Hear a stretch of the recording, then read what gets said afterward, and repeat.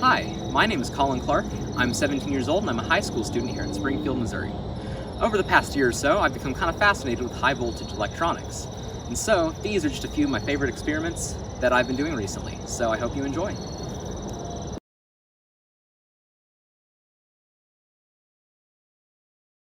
Alright, so the first experiment I'd like to show everyone is called a Jacob's ladder. So this is it right here. These are just two metal sticks that I made out of some clothes hangers.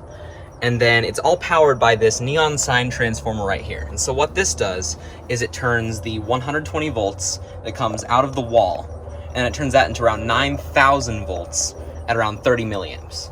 And then that is controlled by this, which is essentially just a control panel, so I can switch it on and off without having to go to the outlet to actually plug it in and unplug it.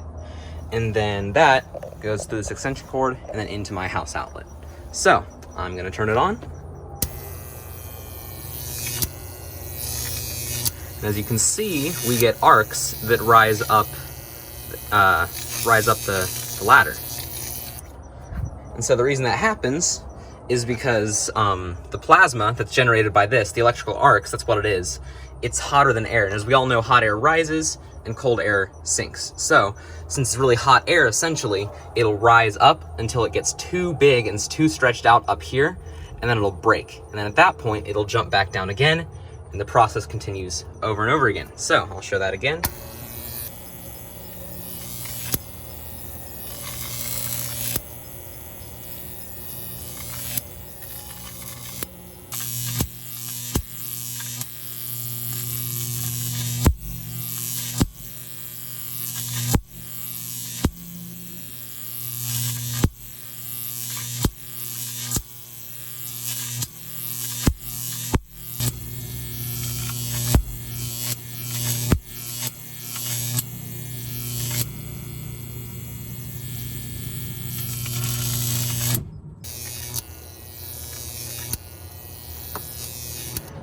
And so yeah, that's the first experiment.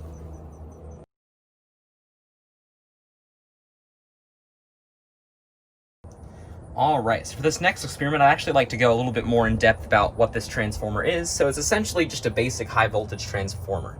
It takes the low voltage in and then puts high voltage out. So it's around 9,000 volts at 30 milliamps. And the way it does that is that there's a few coils inside. And so one coil is a low voltage coil, and that one induces a current in two other coils on each side, which each have around 4,500 volts. And then when you add those together, it's around 9,000 volts on the output. So just to sort of demonstrate what that output looks like, I'm going to set this up and turn the transformer on. If you'll notice, you can hear it buzzing a little bit. And when I bring these close together, you can see that I don't even have to touch these nails together, and an arc will jump across them. And that's one reason why high voltage is so dangerous, is because it can just reach out right through the air and it can grab you.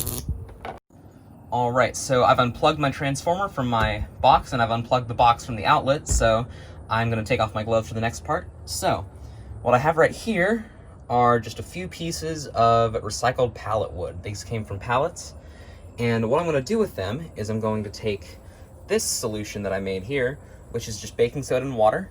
It is it's 2 teaspoons of baking soda in 1 cup of water, and then I just stirred that, and so it's all dissolved in that cup. So what I'm going to do is I'm actually going to take that solution, I'm going to take a paintbrush, dip it in, I'm going to coat the wood with it all over. And so what that does is it makes the wood more conductive so that I can pass electricity through it.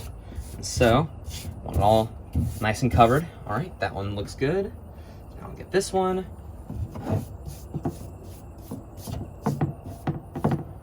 All right, that looks pretty good. And so now I'll just let those sit for around 5 minutes or so, and then we'll come back. All right, so we're back after about 5 minutes or so, and this wood is mostly dry, but we still want it a little bit wet so that it is conductive and we can put the electricity through it. And so what I've got here is I've got the neon sign transformer. That has the outputs of that directly hooked up to this piece of wood here. As you can see, I'm gonna zoom back out. All right, and so what I'm gonna do is I'm going to turn it on And I'm gonna do this outside because this makes a lot of smoke whenever you do this. So make sure to do this, I'm gonna make sure to do this in a ventilated area. So I'm gonna turn it on and we're gonna see what happens. All right, 3, 2, 1.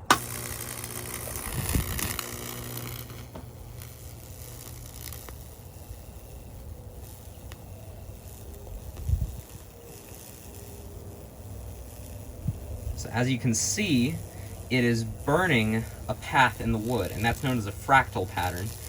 These are called Lichtenberg figures, and so now it's done, so I'll turn it off. So as you can see, we have a really cool looking burn pattern in that wood. And so what you can do with that is you can just keep doing that over and over again in different spots, and you can make some really, really, really awesome patterns on some wood. So I'm gonna do that with my other piece.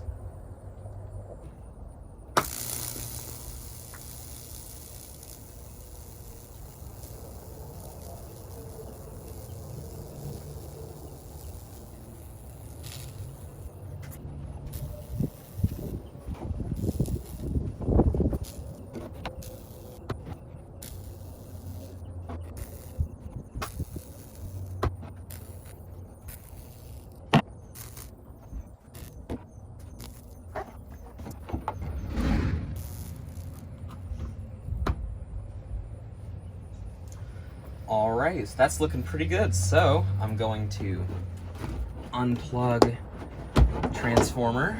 That way there's no chance it'll shock me. And I can take off my gloves. So I'll remove these. And so that looks pretty cool. And so if you want, what I can do is I can clean that up with just some water and a brush. I can scrub out some of that excess carbon that's in those burning trails, and then if I want, I could even sand it a little bit to make it look nicer, and then coat it with some sort of protective finish, like a polyurethane, like some sort of spray on acrylic or something like that. But that looks pretty cool. So another thing you can notice is that these two pieces of wood had some different burns. This one has fewer branches, and this one has a lot more. And so that's one thing I've noticed is a lot of hardwoods like oak, they don't make as many branches as some of the softer woods like this pine do. And I also kind of wanted to showcase some of the other stuff that I've made. So this is just another little scrap piece of wood that I burned. And on this one, I was testing to see whether or not baking soda worked any better than borax. And so I heard that somewhere you can use borax. And so this is the baking soda side, and this is the borax side. So one thing I like about the baking soda is you get all these interesting little branches off, really cool fractal patterns. And so I'm gonna keep using baking soda. And then another awesome thing is I was just like bored one day, and I was like, okay, here, let me go to the thrift store and see if I can find anything interesting to burn. And then I stumbled upon this awesome sword. And so I took it and I put some fractal patterns on it with my transformer, and it looked really, really cool. So you can see that. And then I also made a nice frame with a bunch of pictures of my family for my dad for Father's Day, and that's in his office, and I'll put a picture of that on screen right now.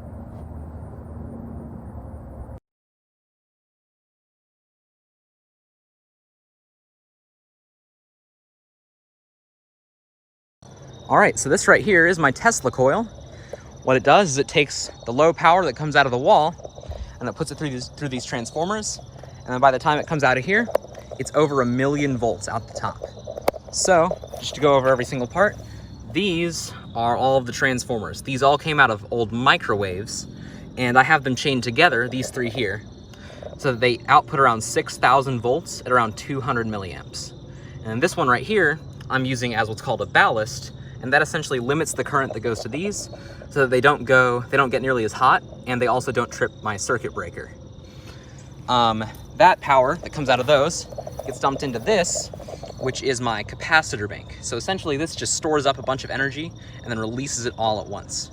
And so I've got a bunch of these smaller capacitors chained together, and then each one, I don't know if you can see it, has one of these resistors on it, those little blue things, and that essentially drains the power whenever it's not being used, and so you won't get a shock if you touch it accidentally whenever it's not being used. And so that goes into this right here, which is what's called a spark gap. And so this right here, that spins around on this motor, and that controls when the electricity gets dumped across like that. And then that gets sent up into this coil, which is called the primary coil. This one uses really fat wire. It's actually copper tubing, and it only has around 5 1/4 turns about. And then that isn't connected anywhere to this, but this is my secondary coil.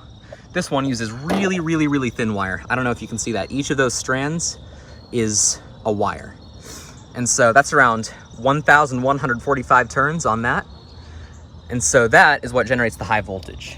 And then that comes out of the top here. This essentially just increases the capacitance on top, and it makes for longer sparks. And this helps direct them away from the coil, so it protects everything. And so this right here, the coil, is essentially a transformer, like what I've been using all video. But this one is special because it's resonant. And so basically, whenever you like put electricity through this, it'll keep charging this up over and over again, and it'll boost it to crazy amounts of voltage. And so it makes some pretty long discharges through the air.